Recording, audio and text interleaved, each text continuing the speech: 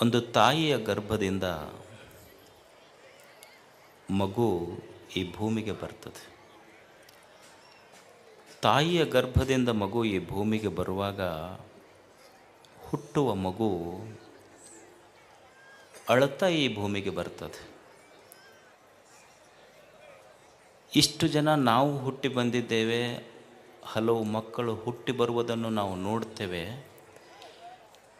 ಯಾಕೆ ತಾಯಿಯ ಗರ್ಭದಿಂದ ಭೂಮಿಗೆ ಬರುವ ಮಗು ಅಳುತ್ತಾ ಹುಟ್ಟುತ್ತದೆ? ಏನು ಪಡಿಬೇಕು ಅಂತದು ಅಳುತ್ತದೆ.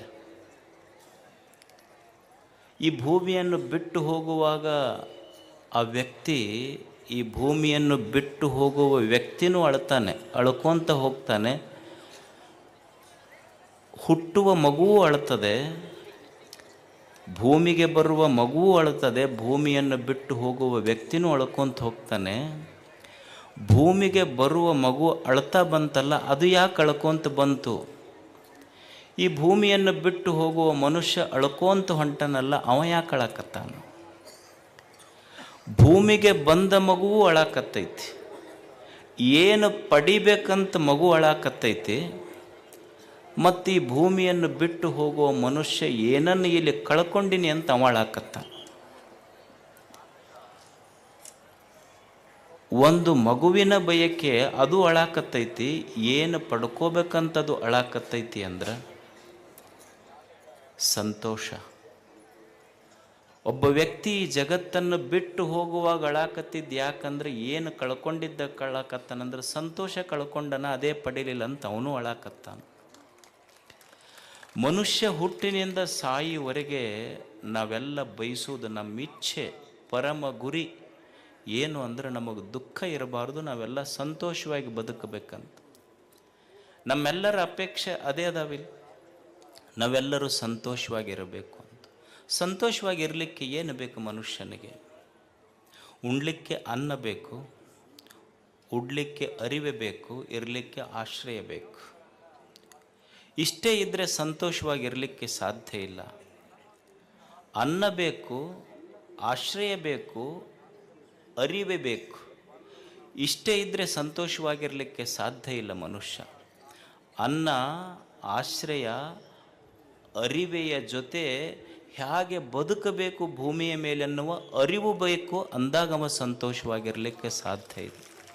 ಅರಿವು ಇಲ್ಲದೆ ಇಲ್ಲಿ ಸಂತೋಷವಾಗಿ ಬದುಕಲಿಕ್ಕೆ ಸಾಧ್ಯ ಇಲ್ಲ. ನೀವು ಅನ್ಬೋದು, ಒಬ್ಬ ಅರಿವುಳ್ಳಂಥ ವ್ಯಕ್ತಿ, ಪ್ರಜ್ಞೆ, ಅರಿವು, ವಿಚಾರ, ಜ್ಞಾನ ಬದುಕಿನಲ್ಲಿ ಸಂತೋಷ ಕೊಡ್ತದೆ.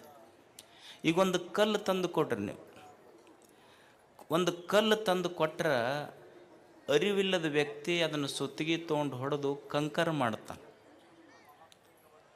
ಅದೇ ಅವನಿಗೆ ಅರಿವು, ಪ್ರಜ್ಞೆ, ಕಲಾತ್ಮಕತೆ, ಸೃಜನಶೀಲತೆ ಇತ್ತು ಅಂದ್ರೆ, ಸೃಜನಶೀಲತೆ, ಅರಿವು ಇಲ್ಲದವ ಕಲ್ಲು ತಂದು ಕೊಟ್ಟರೆ ಅದನ್ನು ಒಡೆದು ಕಂಕರ ಮಾಡ್ತಾನೆ. ಅರಿವು, ಸೃಜನಶೀಲತೆಯುಳ್ಳ ವ್ಯಕ್ತಿಗೆ ಅದೇ ಕಲ್ಲು ಕೊಟ್ಟರೆ ಇಲ್ಲಾರ್ದವ ಆ ಕಲ್ಲಿನಿಂದ ಕಂಕರ ಮಾಡ್ತಾನೆ. ಅರಿವಿದ್ದವ ಅದೇ ಕಲ್ಲಿನಿಂದ ಶಂಕರನನ್ನೇ ನಿರ್ಮಾಣ ಮಾಡ್ತಾನೆ. ಅರಿವು ಏದನ್ನು ಮಾಡ್ತದೆ. ನೀವು ಅನ್ಬೋದು, ಅಲ್ರಿ ನಮಗೇನು ಅರಿವಿಲ್ಲೇನೋ ಅಂತ. ಈಗ ನೀವು ನೋಡಿ, ನಿಮ್ದೊಂದು ಮೊಬೈಲ್ ಇರ್ತದೆ. ಮೊಬೈಲ್ ಬಿದ್ದರೂ ಒಡಿತೈತೆ ಅಂತ ತಿಳ್ಕೊಂಡು ಅದಕ್ಕೊಂದು ಸ್ಕ್ರೀನ್ ಗಾರ್ಡ್ ಹಾಕ್ತಿರಿಲ್ಲ, ನೀವೆಲ್ಲ ಹಾಕ್ತಿರಿಲ್ಲ? ಮೊಬೈಲ್ ಬಿದ್ದರೂ ಒಡಿತೈತಿ ಅಂತ, ಮೊಬೈಲ್ ಒಡಿಬಾರ್ದಂತ ಒಂದು ಸ್ಕ್ರೀನ್ ಗಾರ್ಡ್ ಹಾಕ್ತಿರಿ. ಮತ್ತು ಗಾಡಿ ಮೇಲೆ ಹೋಗಾಗ ಕೆಳಗೆ ಬಿದ್ದರೆ ತಲೆ ಹೊಡಿತೈತಿ ಅಂತ ಹೆಲ್ಮೆಟ್ ಹಾಕೋಲಾರ್ದು ಅಡ್ಡಾಡಿರ್ತೀವಲ್ಲ. ಮತ್ತು ಅರಿವು ಐತೆ, ನಮಗೆ ಅರಿವಿದ್ರೆ ನಾವ್ಯಾಕೆ ಮಾಡ್ತಿದ್ವಿ ಇದನ್ನು? ಅರಿವು ಎಷ್ಟು ದೊಡ್ಡ ಕೆಲಸ ಮಾಡ್ತೈತಿ. ಕರ್ನಾಟಕ ಕನ್ನಡ ಭಾಷೆ ಐತಿ, ಇಲ್ಲಿ ಎಷ್ಟು ಮೂಲಾಕ್ಷರಗಳದಾವ? 49 ಮೂಲಾಕ್ಷರ ಅದಾವ.